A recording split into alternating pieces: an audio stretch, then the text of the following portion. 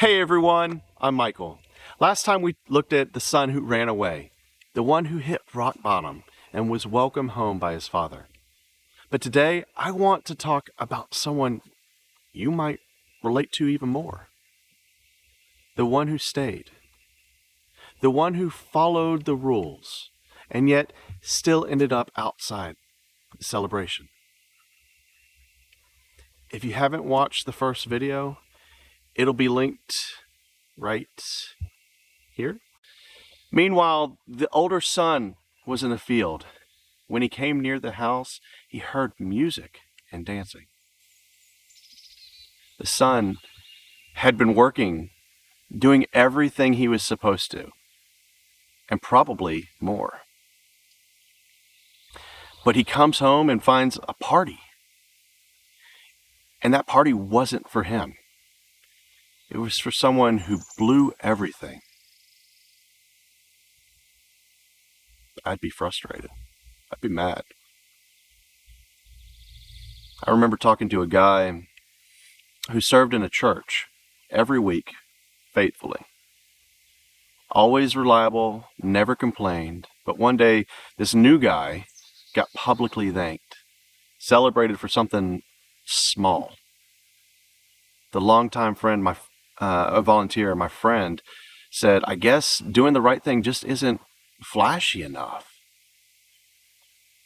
That right there, that's the second son talking. So he called one of the servants and asked him what was going on. Your brother has come, he replied, and your father has killed the fatted calf because he has him back home safe and sound. It doesn't feel fair, does it? Have you been there? I know I have. The older brother became angry and refused to go in. So his father went out and pleaded with him. The other son is outside, not because he broke the rules, but because he can't handle grace. While I was traveling in Texas a few months back, I spoke to a gentleman in the lobby of a hotel, and he was telling me, I was a good kid. I never drank, never got in trouble. But I always felt like God just tolerated me. Like he only really loved the rescued from the pit. The ones he rescued from the pit. Sometimes the hardest people to convince of grace are the ones who never left. But he answered his father, look, all these years I've been slaving for you, never disobeying your orders. Yet you never gave me even a young goat so that I could celebrate with my friends. All these years I have been slaving for you. He doesn't sound like a son. He sounds like an employee. Here's a thought from Tim Keller. The most dangerous thing about religion is that it can make you think you are close to God when your heart is far away. I've been there myself. There was a season that when I felt I was doing all the right things. You know, reading my Bible, leading in ministry, tithing, and generally being good. But deep down, I was waiting for God to bless me, to pay me back. I didn't respond to him in trust. So I got bitter. And honestly, I got mad.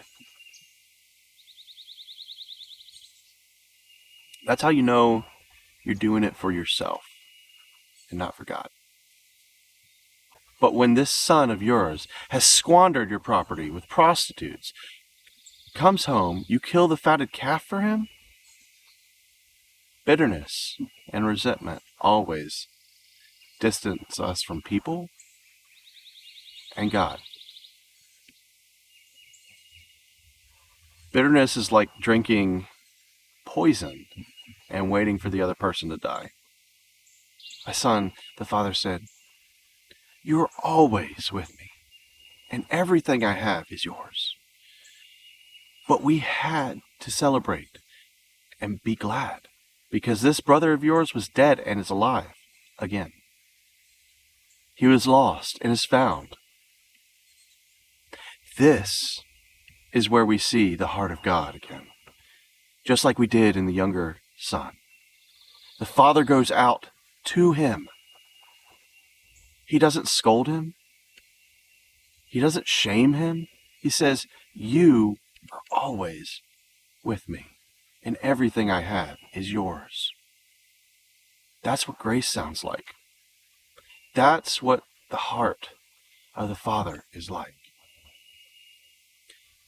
God doesn't just welcome the ones who messed up.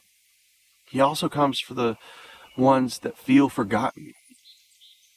He's not just about forgiveness. He's about restoring hearts that are hurting, even if they've never walked away. I met a woman in a nursing home who had followed God faithfully her whole life. She looked at me and said, "I always thought I was close to God. I did everything right. But then I realized I wasn't doing it out of love. I was doing it for myself." And in that moment, she broke down crying, asked God back into her life, and realized that realization, it set her free. Sometimes we're that second son. We didn't rebel. We didn't run. We did all the right things. But deep down, we're doing it for ourselves. Not for love, and not for God. Obedience is not a substitute for love. It's the fruit of it. If you've been that second son,